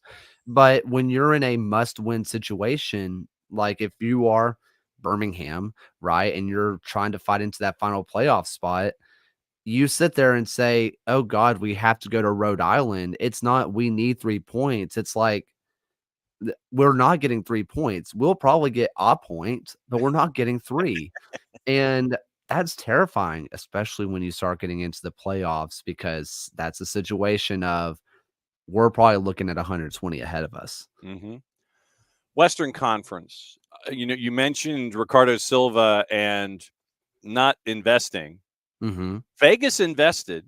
They actually did, and they end up being 4th in the Western Conference. See, it's amazing what happens when you spend money and you spend it wisely, I guess is the best way to phrase it.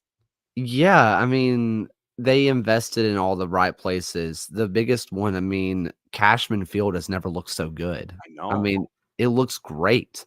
They invested in players. They invested in coaches. I mean, Dennis Sanchez was someone who was wanted by a lot of clubs.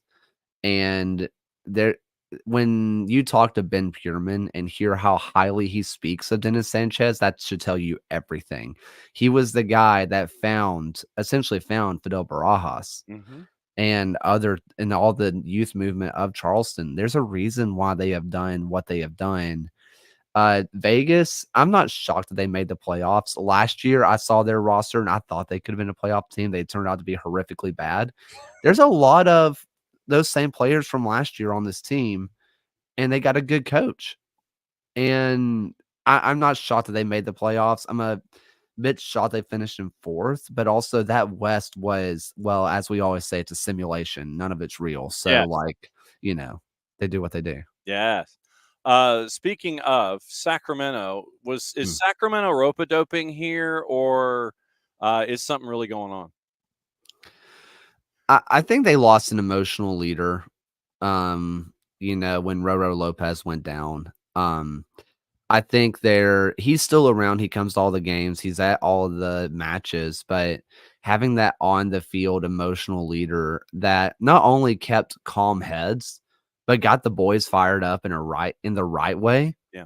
I think you're missing that out of Sacramento right now, where the entire season it felt like they were sleepwalking. And I don't know if it is they've lost focus. They know how good they are. If maybe it was what is the NBA term, the load management Yes, almost. load management. If Yes. they were doing kind of mental load management, but they've been sleepwalking all year long.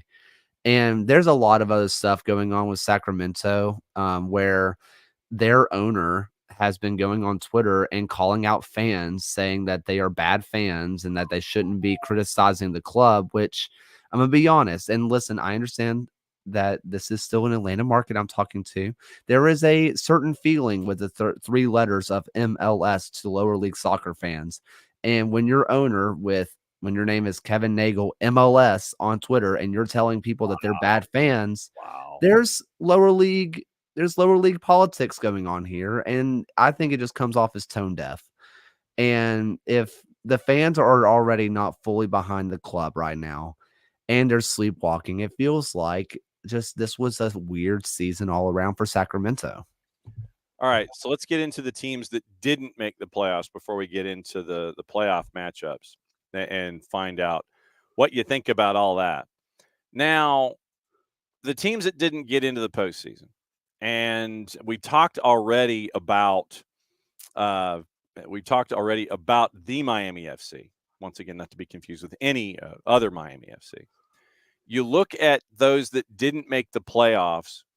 Was one of Birmingham, Hartford, Loudoun, San Antonio, Tulsa, Monterey Bay, and El Paso obviously had a coaching change because of their horrendous start, and Wilmer Cabrera kind of righted the ship a little bit. But of the six, Monterey, Tulsa, San Antonio, Loudoun, Hartford, Birmingham, which one of those was a surprise that they didn't make the playoffs to you, and is one of those six in more trouble than the others when it comes to getting back to the north side of the playoff bar? I want to start with the more trouble than others. Sure. I think in the West, I think you're looking at two teams. I think it's San Antonio and Monterey Bay. Mm-hmm. Monterey Bay was outspent by League One teams, and that showed on the field. San Antonio, while they have been loosely confirming that they'll be back next year, and there's nothing going on behind the scenes. Those rumors were real loud for a long time, so I don't know if I fully believe that. Yeah. And if they start pulling back any kind of investment, just like Miami did, San Antonio, they need to kind of pony up the money. They got to figure it out. If I'm looking at the East, yeah, in terms of what they have showed me, it's hard for me not to say Birmingham. Yeah. They just haven't shown the investment side of this of on the field. And when they did invest on the field, it was all for naught. It was weird investments. Meanwhile, Hartford, they have no problem spending. They have millions of dollars on the books of coaches that they've fired. They are willing to spend money. They are the Auburn Tigers of the wow. Don't let the boss hear you say that, brother. So they're not afraid to spend. Loudoun are dropping cash, and they have a good roster. A good roster that if they continue to invest, they are going to be knocking on the door of a home playoff spot, let alone making the playoffs. I think the ones that you're worried about are going to be San Antonio, Monterey Bay, and Birmingham. Okay. All right. So let's get into playoff matchups. And looking at, and we'll just literally we'll take them one at a time with the matchups. In the East, it's 1-8. And is there any concern whatsoever about this opening round matchup that it could be anything but everybody just taking care of business as the one seed and Lou City's going to wander through and everything's going to be fine? I told you there's only one matchup in all of the playoffs that I think is a slam dunk that I think the home team is going to win. Yeah. and it's not in the 1-8s. Wow. Okay. North Carolina has a awesome defense, and Ezra Armstrong is one of the most quiet superstars in this league that he's going to put on a show. The last time these two teams played, it was a 6-4 thriller. Before that, it was 2-1. These North Carolina Lou City team, they play each other close, and it feels like there is a chance for an upset here. Not going to say 50-50, but enough for me to consider it. For Phoenix, New Mexico is the home team. Phoenix has beaten them recently. New Mexico's been sleepwalking a little bit. And, the Lab is one of the toughest places to play in the league. They're going to have 12,000 plus people there. It's going to be a heck of an atmosphere.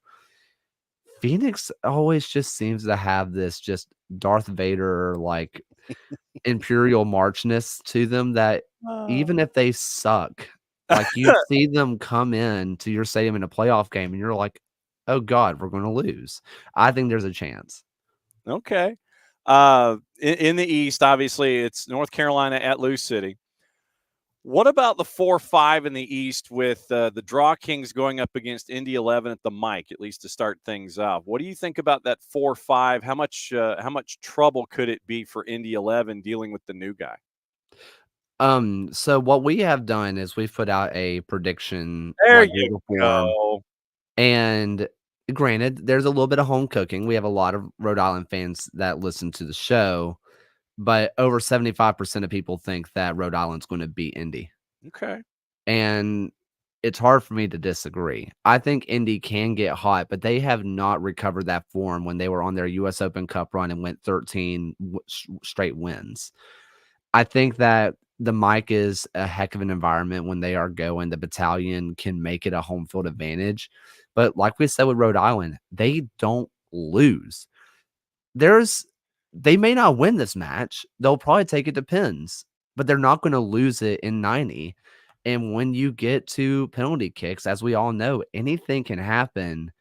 And when you look at the people who will probably be taking the penalty kicks for Rhode Island, if you look at their first 5 versus Indy's first 5, it's hard for you not to go with Rhode Island's. Yeah.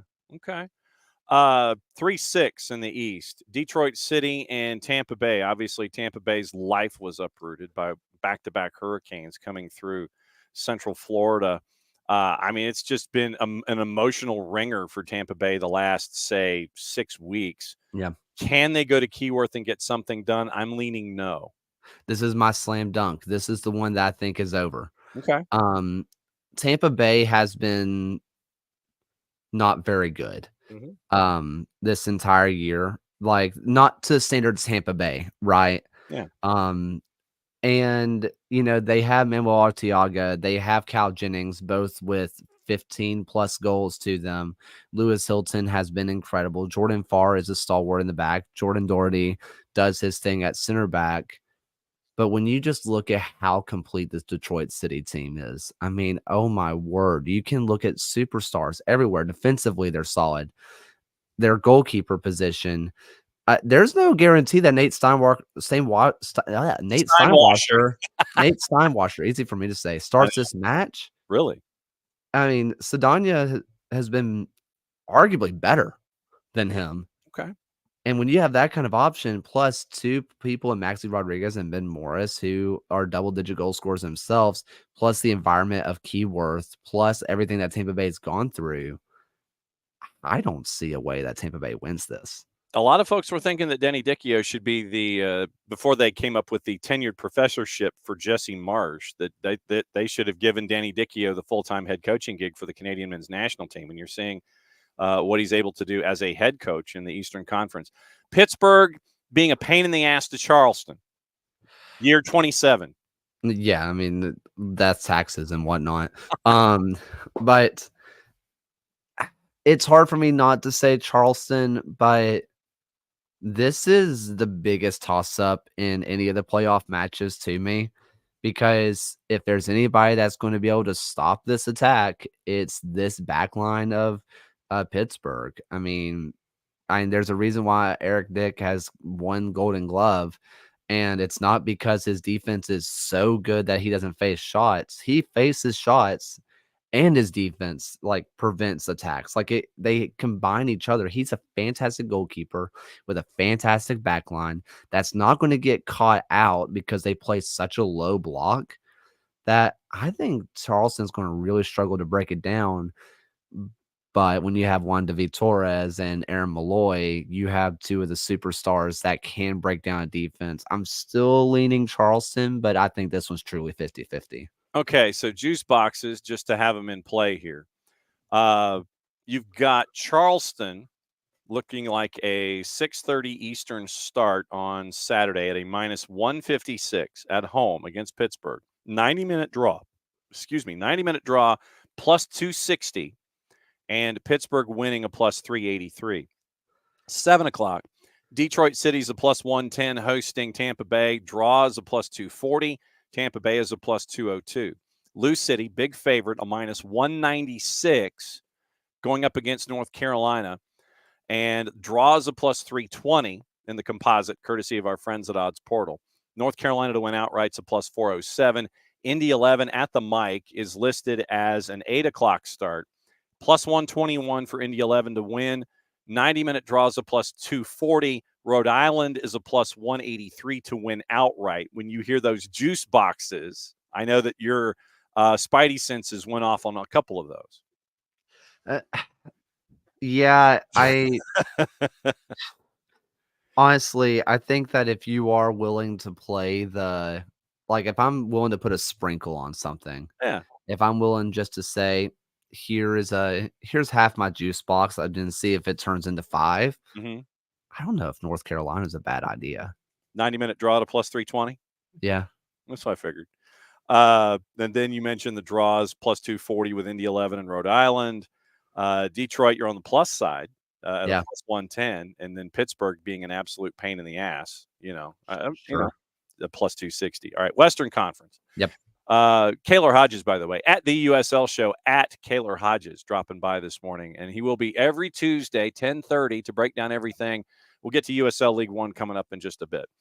But you look at what's going on in the Western Conference. We talked about the 1-8 being another pain in the ass matchup at the Lab with New Mexico United Phoenix. We'll get to juice boxes in a sec. Sleepwalking Sacramento and Vegas as your 4-5. That one's going to be fun. I think that this is a Vegas win. Really? I really do. Oh. Corey Bennett he was my basically second team all USL striker vote. He's so good. And this entire Las Vegas team has been really, really, really good. And Sacramento started the season unbeaten on the road until late in the year, and now they can't, fight for a point. I think that Las Vegas is just in better form. They have the guys who not only can but will score. I think the only question mark is going to be Mark himself, their goalkeeper being recalled back to Charlotte for Las Vegas. But even then, I just see this as a Las Vegas win. Okay. Then what about I think it's Memphis over Orange County and Switchbacks over Roots. Am I wrong? You are correct. Memphis, Orange County has a good defense. Memphis is going to score goals. They are going to score a minimum of 2 goals. And I know we talked about this last time. I don't trust Memphis to keep 11 players on the field. I just don't. Well, and then, they have been known to go to both extremes. They'll score 6 and then they'll get red cards. No, it's understandable.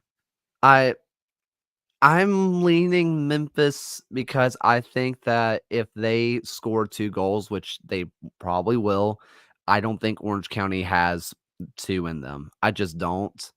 But if they get another first 20-minute red card like they normally do, you never know, but I'm leaning Memphis. For Oakland and Colorado Springs, I think the right answer is Colorado Springs, but this Oakland team has shown that they can be really, really good. But they went 6 winless. They got 1 win, then they got thrashed 5-0. Granted, they had an academy kid in goal who let in 3 goals that should not have gone in, frankly. I Oakland has shown me that they can win this matchup. They have shown me that they can be one of the best teams in the league. I don't think that's going to be the case when they go mile high. Okay. Juice boxes, Vegas is a plus 125, so you get Vegas on the plus side. Vegas a plus 125, 90-minute draws plus 2.25. Sacramento's a plus 189. Memphis a big favorite at AutoZone at a minus 169, plus 275 for the draw. Orange County North a plus 400. Colorado Springs a minus 156, and the draw is a plus 260. Roots are a plus 383. New Mexico, the only game on Sunday at 8. New Mexico is a minus 123 at home. Phoenix a plus 240 for the draw and a plus 293 on the road. Anything swing your opinions there? Draw Phoenix. Okay. I feel like that one's going extra time. I just don't see any way that one ends in regulation. Okay. USL League One before we get you out of here for this week. This is a good slate, man. This is a really good one. I mean, it's bloody chaos considering how tight things were in the regular season. You look at the standings, and it was 1 through 7. They had it figured out that they were in. You were trying to figure out who the 8 was going to be. It ends up being Richmond, but you've got Union Omaha, Hailstorm, Forward Madison, and in the regular season, Forward Madison, Greenville, 1 Knox, and Charlotte. 1 Knox, even with a coaching change, only separated 3 through 6, separated by 5 points. Spokane came in. They hit the skids at the worst possible time. Richmond got their win streak going at the end, got enough points to get north of the bar. So what do you think about these? So again, I don't think any of these are slam dunks. I really don't. Not even Richmond and Murder Owls.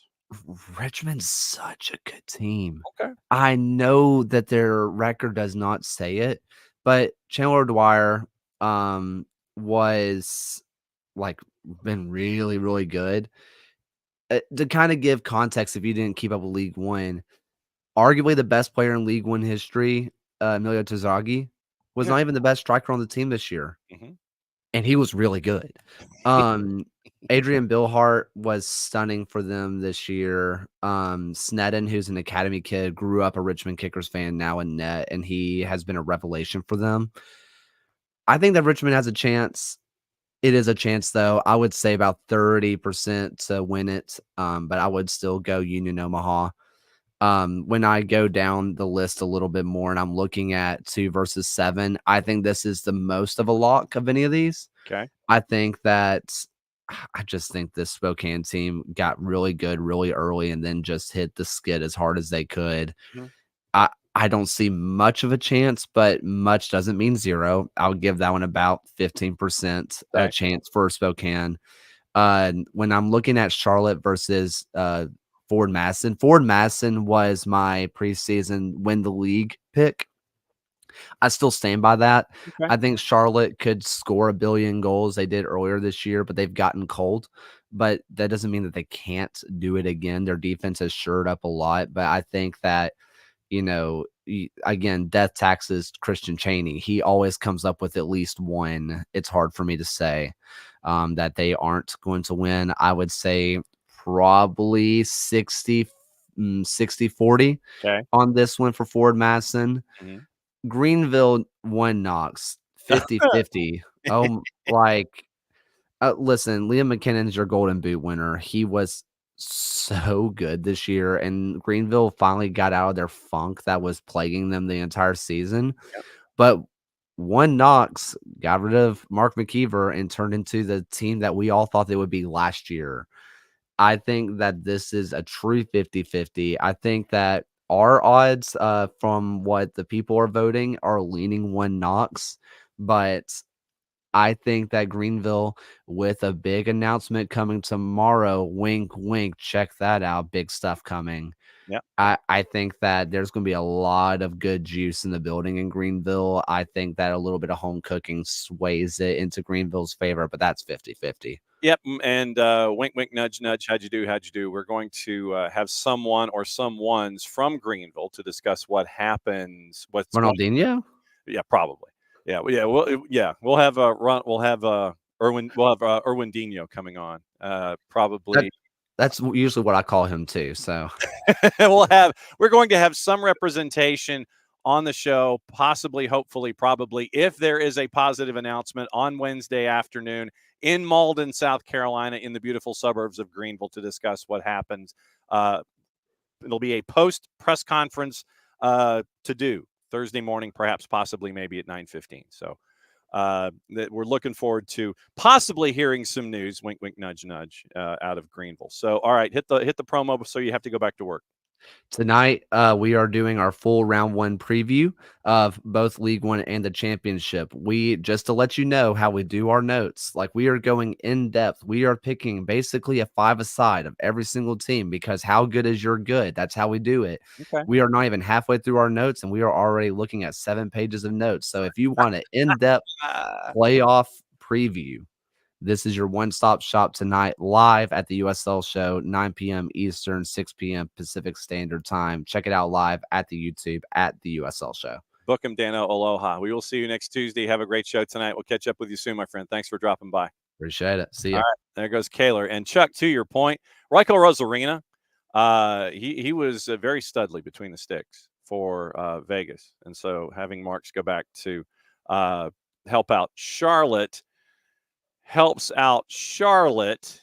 But if something was to happen to Raiko Rosarina, then you might be in a bit of an adventure. But Chuck, good to see you. Rhode Island FC, like I said, I don't know if you caught this part of the conversation, but it looks like we're going to be catching up with Connor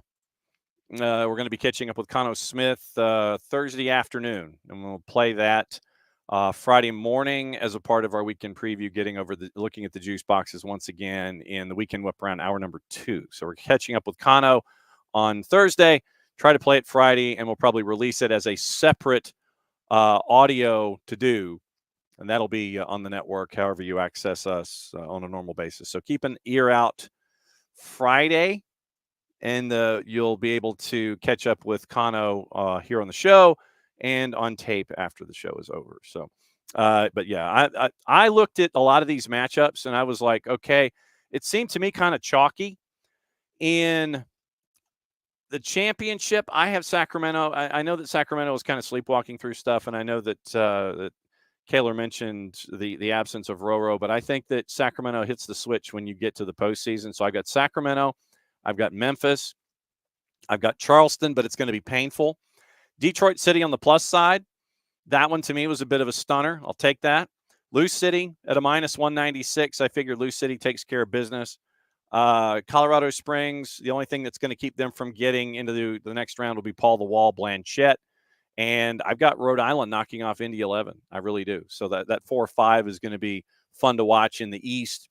And then I've got New Mexico over Phoenix. So I've only got 2 5s beating 4s.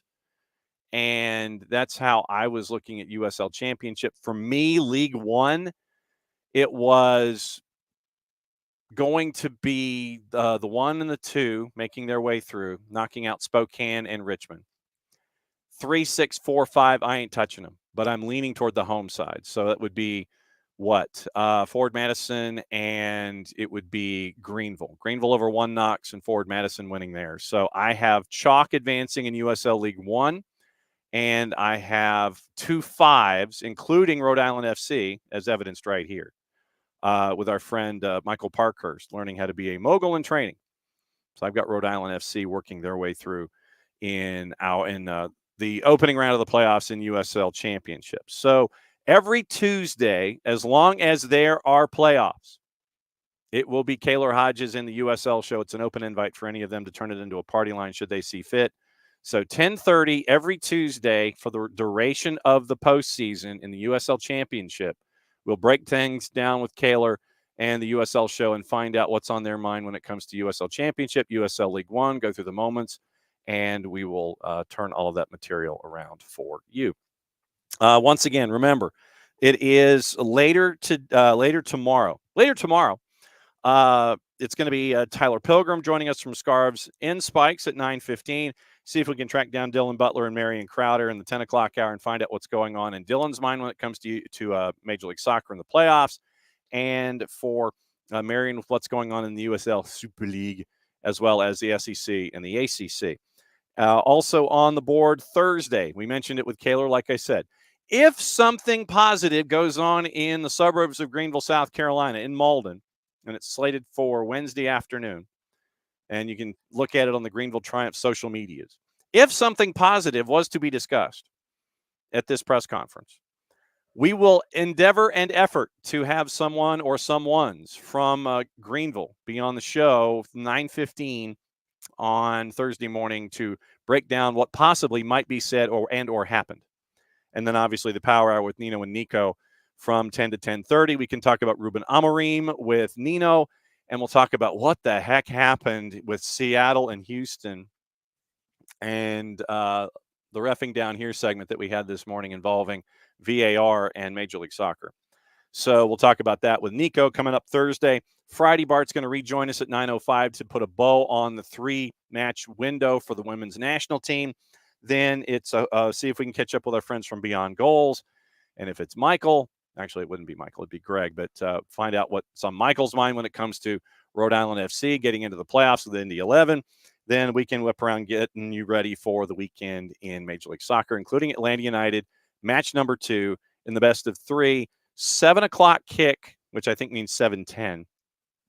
And the upper deck is open. 300s are open for Atlanta United and Inter Miami and Messi and friends. So we'll be back at it again, a little less than 22, and we will discuss what happened today, tomorrow, because that's what tomorrow's about. It's about discussing today. Anything else that's on your mind as we continue to track everything down in the world of soccer. It's always great to have you guys here with us for the ride. And thanks to Kaylor, Hodges, and our friends from the USL show for dropping by to break everything down when it comes to USL Championship and USL League One. So for everybody here at SDH, I'm just John. Thanks for dropping by. Be sure to like, friend, be a part of the experience and the exposure of SDH on all of our social media platforms. Enjoy, have a good day, have fun, all that kind of stuff. Back at it here once again, a little less than 22 for everybody here. Mucha Platiel, played safe, and see you later. See you tomorrow.